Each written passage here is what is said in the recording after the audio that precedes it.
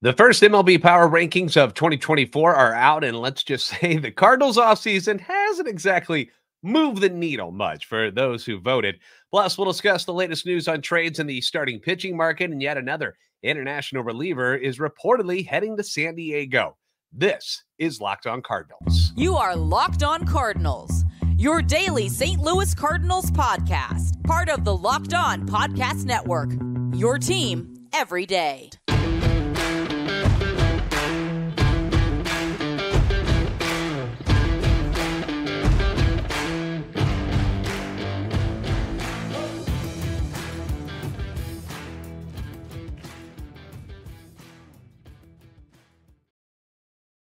Hey there, Cardinals fans. I'm JD Hafford, and I'm a national radio sports anchor, born and raised in the Lou, and a lifetime Cardinals fan. And I'm your host for Locked On Cardinals, part of the Locked On Podcast Network, your team every day. You can follow me on Twitter, X at JD Sports Radio. Follow the podcast at LO_Cardinals. Want to thank those of you who make Locked On Cardinals your first listen every day. We are free and available wherever you get your podcasts. You can find us on YouTube. Make sure you like, subscribe, and comment if you come and visit on YouTube. That way you interact with us. Hit the notification button so you know when those new episodes are posted. This is a show serving Cardinal Nation and giving the best fans in baseball all of the info about the birds on the bat. Today's episode is brought to you by FanDuel. Make every moment more. Right now, if you're a new customer, you get $150 in bonus bets with any winning $5 moneyline bet. That's $150 if your team wins. Visit FanDuel.com/lockedon to get started. All right, before we get into things today, just a heads up, I'm a little under the weather. So if I sneeze or cough, I apologize. It will not infect your computer or wherever you're listening to this at. You'll be fine.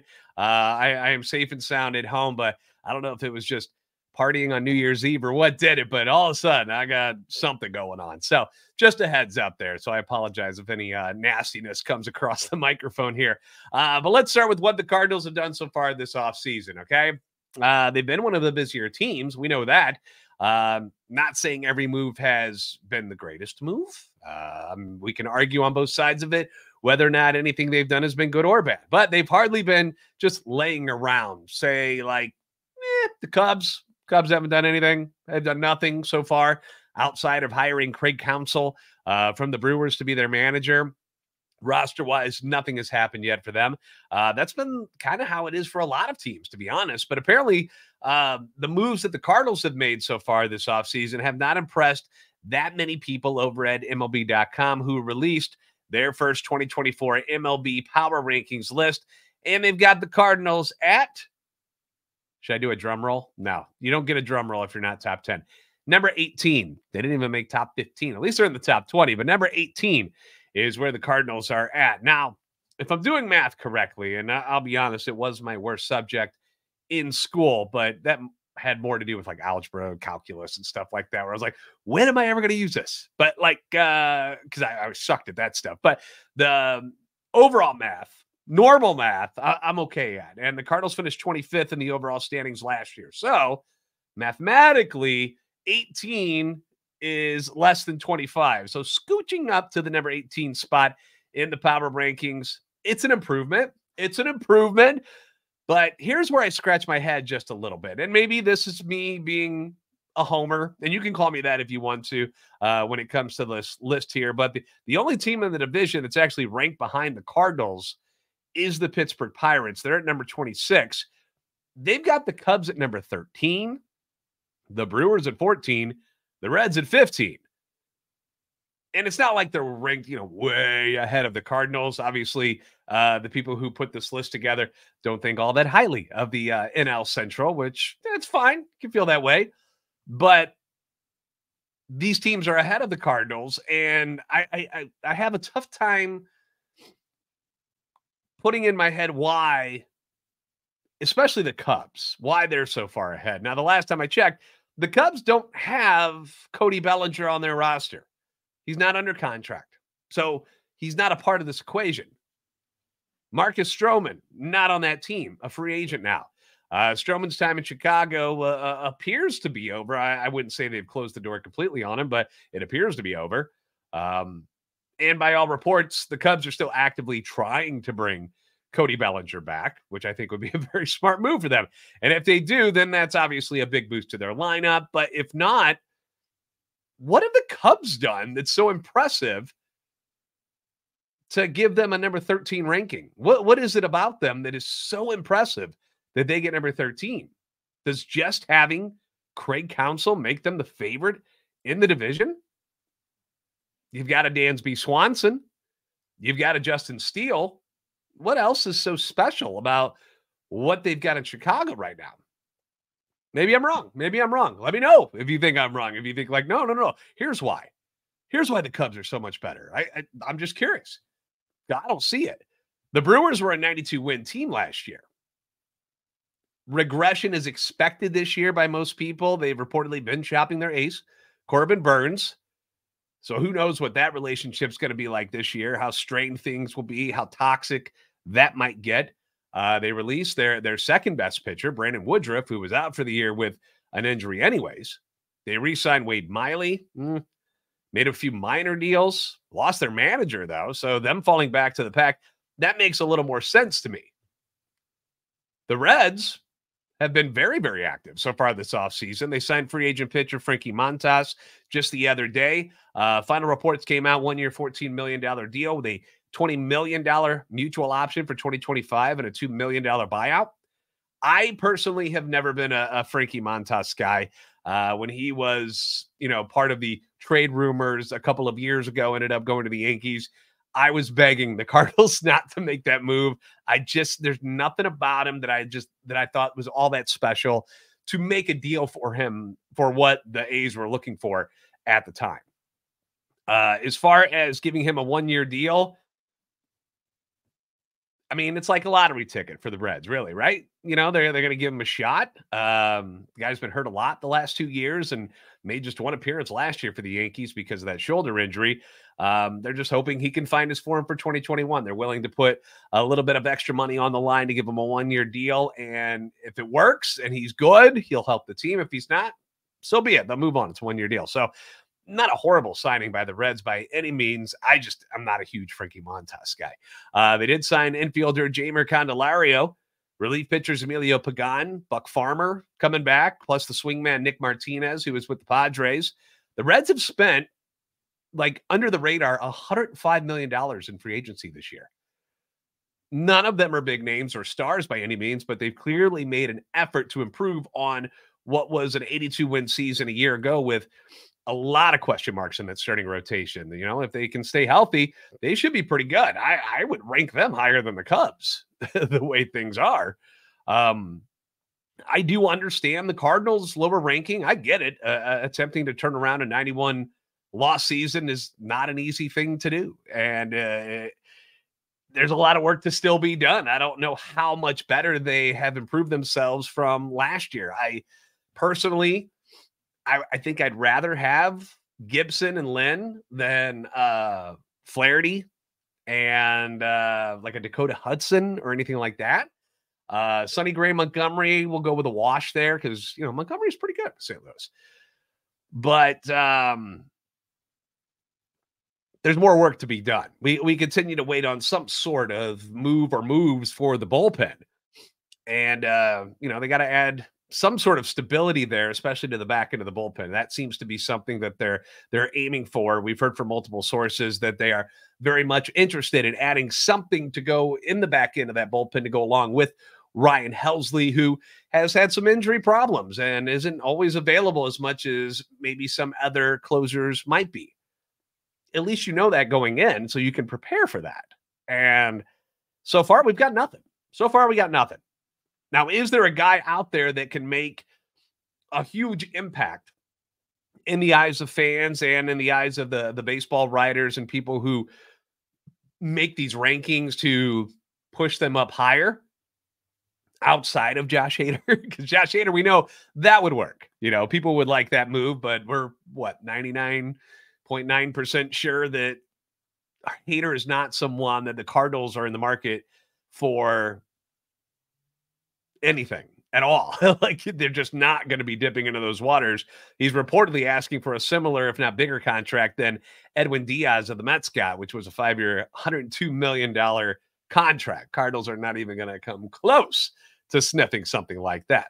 So is there somebody else out there that they could sign that would really boost them up in the rankings? Probably not.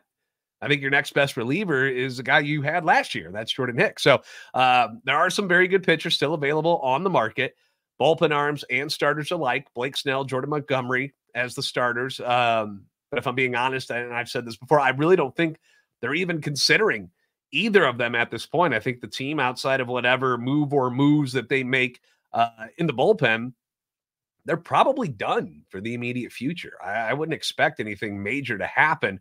As far as the top of the rankings go on the MLB.com Power Rankings, in at number one, not the Dodgers, but the Braves, who just made a trade for Chris Sale. They also brought in Jared Kelenic from Seattle, and they've got their whole roster coming back. It seems like that pretty darn good last year. Number two is the Dodgers. Ohtani, Yamamoto, Glass now. You know the names. The world champion Rangers come in at number three. No Scherzer for a while. No DeGrom. They haven't re-signed Montgomery yet, although it seems to be that's the direction things might go. Some question marks, but still a very good team. Number four, Baltimore Orioles, who haven't addressed their starting pitching yet after losing Flaherty and Kyle Gibson. They did sign Craig Kimbrell for their closing role. Number five was the Phillies, who have added nobody, but they didn't lose Nola. They were able to hang on to him. So what do you guys think? Cardinals ranked too low, too high, right where they should be? Let me know down below. Cubs being higher than the others is really my only issue. I'm all for the Cardinals having to prove themselves before moving them up after last year's disappointment. Got no problems with that. I was just a little surprised that without Bellinger under contract, the Cubs are at number 13. That surprised me a little bit. But anyway, we're going to talk about some starting pitching rumors. We'll be doing that next year on Locked On Cardinals.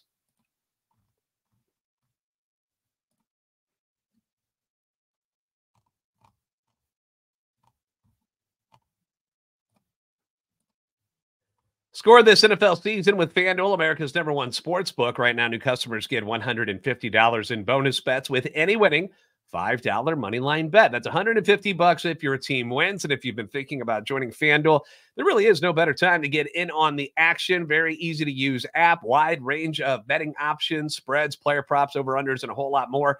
Final week of the NFL season is here, and maybe your team that you rode for has been bounced from playoff contention. If so, I apologize. I'm sorry to hear that.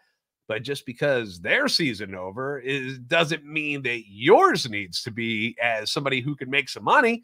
4 division titles remain up for grabs. You've got the AFC East, AFC South, NFC East, and NFC South.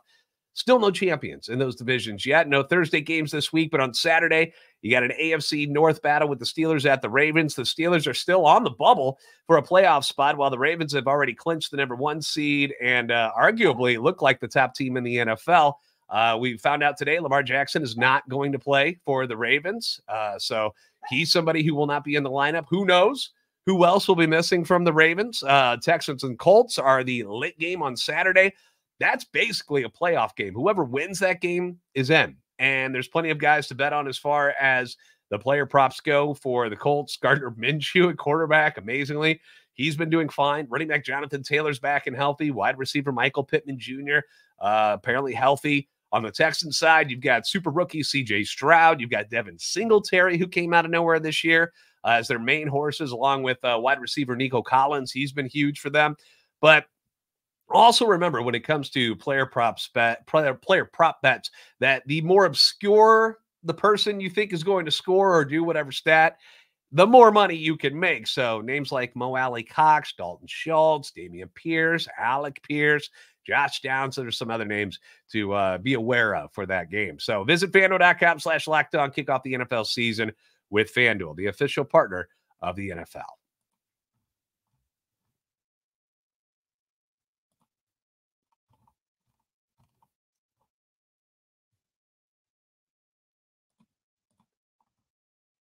Locked On has launched the first ever national sports 24/7 streaming channel on YouTube. Locked On Sports Today is here for you 24/7, covering the top sports stories of the day with the local experts of Locked On, plus our national shows, which cover every league. Go to Locked On Sports Today on YouTube and subscribe to the first ever national sports 24/7 streaming channel. And thank you again for making Locked On Cardinals your first listen every day. Leave your comments on YouTube as well as on Twitter X anytime you want. Feedback always welcome and encouraged. As I said before, I'm not anticipating the Cardinals making any more moves that would impact the starting rotation. I'm just not. I think they got who they wanted. They seem content.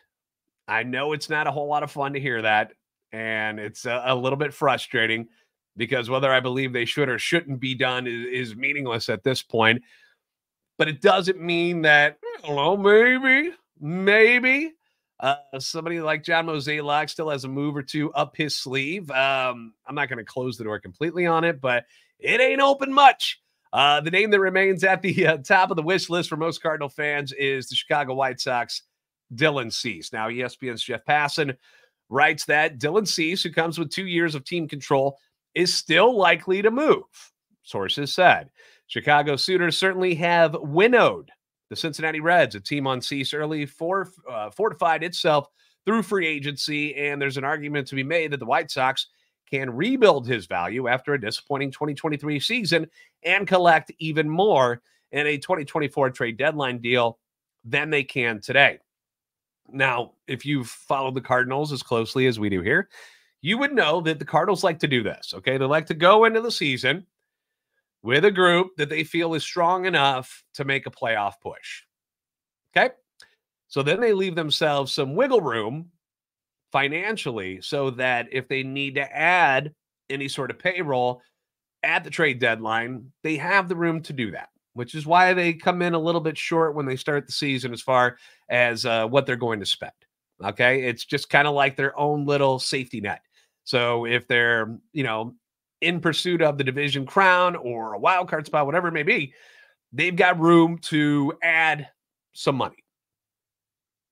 That's something where if the White Sox hold on to Dylan Cease, they could get into discussions later on towards the end of July and make an effort to get him then. That's where I feel like their mind is when it comes to anybody who they might be trading for at this point. I think they're ready to go outside of the bullpen. I think that's kind of the idea right now. Passan continues here. A team that could be in on Cease is the Seattle Mariners, according to MLB Network insider John Morosi. So this isn't Passan, sorry. MLB Network insider John Morosi on Tuesday. Seattle can't be overlooked as a trade destination for Cease, who finished second in the AL Cy Young Award in 2022. After the December deal sending Tyler Glasnow to the Dodgers from the Rays, Cease, with 2 years of club control remaining, is the biggest name on the current trade market. Now, according to Morosi, the Orioles are another team to be weary of when it comes to looking at Dylan Cease. They have a need for starting pitching. That was apparent during their ALDS sweep at the hands of the Rangers.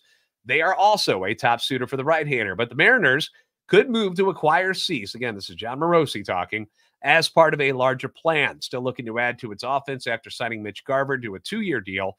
Seattle could acquire Cease and then trade Miller or Wu, which are a couple of their young starting pitchers, in a deal for a hitter. That according to Morosi. Now we get back to Jeff Passan. He continued in his article talking about some other names other than Cease. He says the chances of either Corbin Burns and Shane Bieber getting dealt in the coming months, though, are dwindling. Although he thinks that Cease is going to get moved, the other guys he's not so sure on anymore.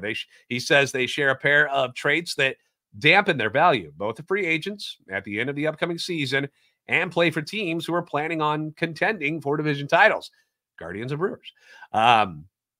Because of this, the name that seems to be popping up a little more often right now is Jesus Luzardo from the Miami Marlins. Not that the Marlins won't be contending, but they've got a lot of decent young pitching on their squad. Passan writes about them as well, saying this about Luzardo. The 26-year-old left-hander posted a 3.58 ERA in 178 and 2/3 innings and struck out 208 hitters, nearly 4 times as many batters as he walked. Miami, under new general manager Peter Bendix, is in listening mode on all of its players except wonderkind right-hander Yuri Perez. Luzardo is almost certainly the most valuable among them, even more than NL batting champion Luis Arraez.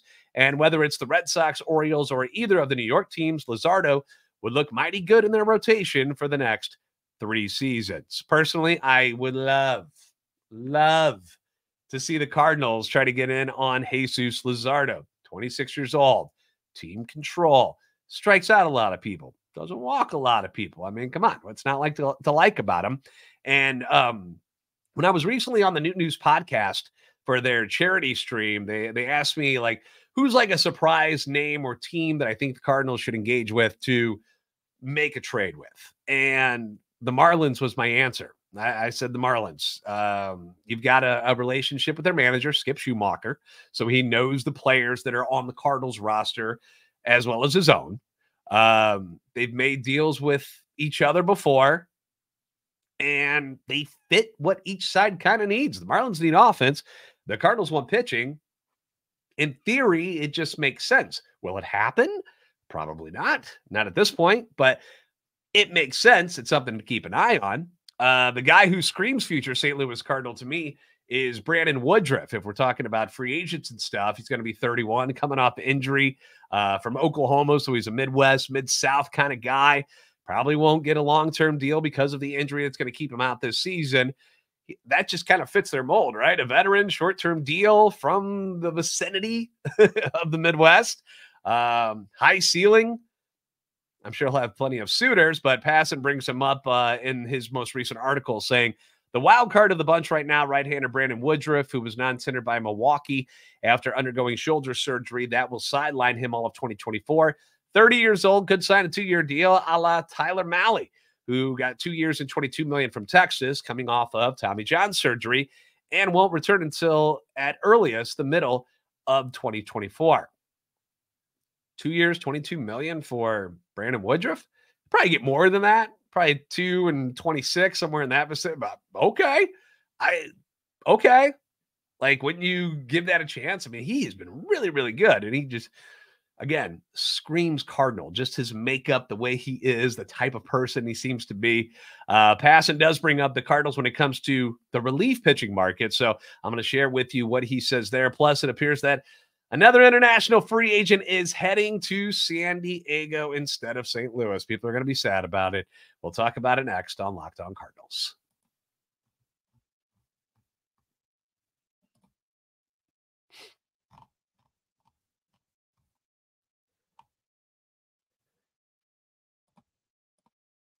Once again, Locked On has launched the first ever national sports 24/7 streaming channel on YouTube. Locked On Sports Today is here for you 24/7, covering the top sports stories of the day with the local experts of Locked On, plus our national shows covering every league. So you can go to Locked On Sports Today on YouTube, subscribe, and be a part of the first ever national sports 24/7 streaming channel. So to continue with Passan's latest article, when he moved on to the relief pitchers in there, it begins with Josh Hader. Obviously, he's the number one gun out there as far as the relief pitching market goes. He talks about how the market's been a little bit slow for Hader so far, which means maybe he won't land that $100 million plus contract he was looking for like Diaz. But then he moves on to former Cardinal Jordan Hicks. And what he says about Hicks is this. At 27, right-hander Jordan Hicks is the youngest domestic free agent available and runs his fastball up to 105 miles per hour. Following his June 2nd trade to Tampa Bay, right-hander Robert Stephenson struck out 42.9% of batters that he faced and walked just 5.7%. Positively silly numbers. While the market for both recently started to pick up, it's hard to square the notion that the three best relievers are still available in a game that relies so much on bullpens. I agree. We're all waiting on that first domino, which is Josh Hader, who seems to be playing the slow game right now. And here's where he mentions the Cardinals in the article. Passan says, whether it's the Yankees, Phillies, Giants, Angels, Rangers, Dodgers, Chicago Cubs, St. Louis Cardinals, Houston Astros, or perhaps another front office that sees the opportunity for a smart deal, teams trying to win understand how much better their bullpens will be with any of the three. Talking about Hader, Hicks, and Stephenson. But then he goes on to say, and Hector Neris, Aroldis Chapman, David Robertson, and others will do just fine as well. And that last sentence right there is got Cardinals written all over it. Do they need the top guy? In their eyes, probably not. They don't think they need to do that. They are willing to settle for the guys in the next tier below. You're used to this. I'm used to it. Let's be honest with each other. Isn't that what you expect? Do you expect Hader, Hicks, or Stephenson, if Stephenson's thought of that highly the way that they're talking about him? No. You expect them to get somebody from that next level. And I don't hate those guys. Hector Neris, David Robertson, Aroldis Chapman, guys who have closed for many, many years. They're not perfect. They're older. but that doesn't seem to faze the Cardinals much when it came to their starting rotation. Why would it matter so much if it's in their bullpen? So just something to be aware of. One of the names that he does not mention in this article is Suk Go, the Korean closer that some had linked to the Cardinals, that they might have some interest in him. Reportedly, he might be signing with the San Diego Padres. Now, the Padres, you might be like, wait a minute, didn't they get some money already? Yes, they did. Yuki Matsui from Japan already has signed with the Padres, and if they're able to add Suk Go, that's a nice little three-headed monster that they've built in San Diego at the back of their bullpen with Robert Suarez for their new manager, former Cardinal manager Mike Shildt. I'm one of those guys that likes that type of thing. Like, one of the great bullpens that I remember as a child was the Nasty Boys of the Cincinnati Reds back in the day. Remember, there's three of them. Why do you have to have one guy who is just the closer? Why not have like three dudes who can do it at all times? That way you're never like in a bind where you need somebody to shut things down. You got a couple of them to choose from. I know it's easier said than done because, you know, the skill to be a closer, not readily available. It's difficult, or else many people would do it. But guess kind of a bummer that Suk Go is not considering St. Louis anymore. Apparently it's going to be a Padres thing for them. But he's another guy that fans were, you know, kind of hoping would land in St. Louis, but it appears that's not going to happen. I really thought, I'll be honest with you, I really thought the Cardinals were going to land someone from the international market. Andrew Wang from our friends at redbirdrans.com put out a piece on some of the remaining international free agents. He did have Suk Go on that list, but he's got a couple more listed there that he includes Shota Imanaga, somebody we've talked about on this show before. So if you want to check out that, you can. But on Imanaga, he says that they should stay clear of him. Here's what he writes. There are a few clear warning signs with Imanaga that make me want the Cardinals to stay away from him.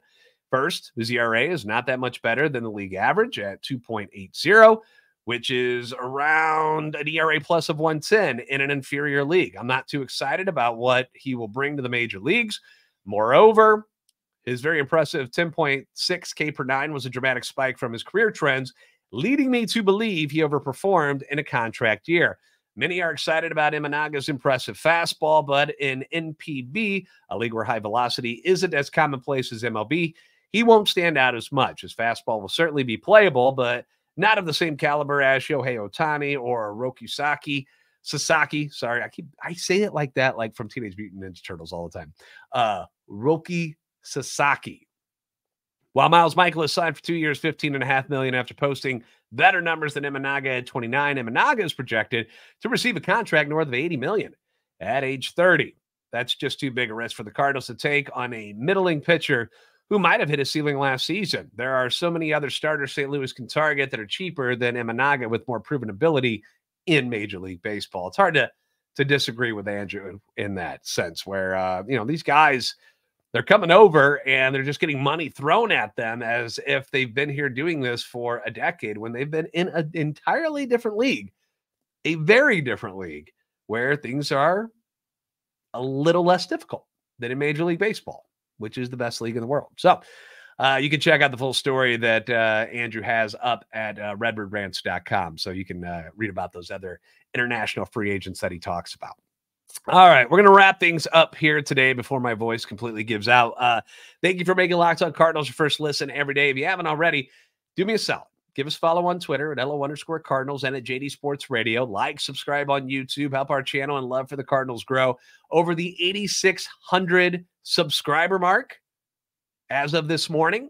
We're trying to get to, hopefully, I would like to get to, 10,000 before the season starts. Okay. So we still got spring training to get to. We've still got plenty of off season going on here at the moment. So there's still a lot going on, even though it seems a little dull at the moment. There's still plenty to talk about. There always is. It's Cardinal baseball, man. It's fun. So thank you for being a part of it. You guys are the best fans in baseball for a reason. And I will see you next time on Locked On Cardinals.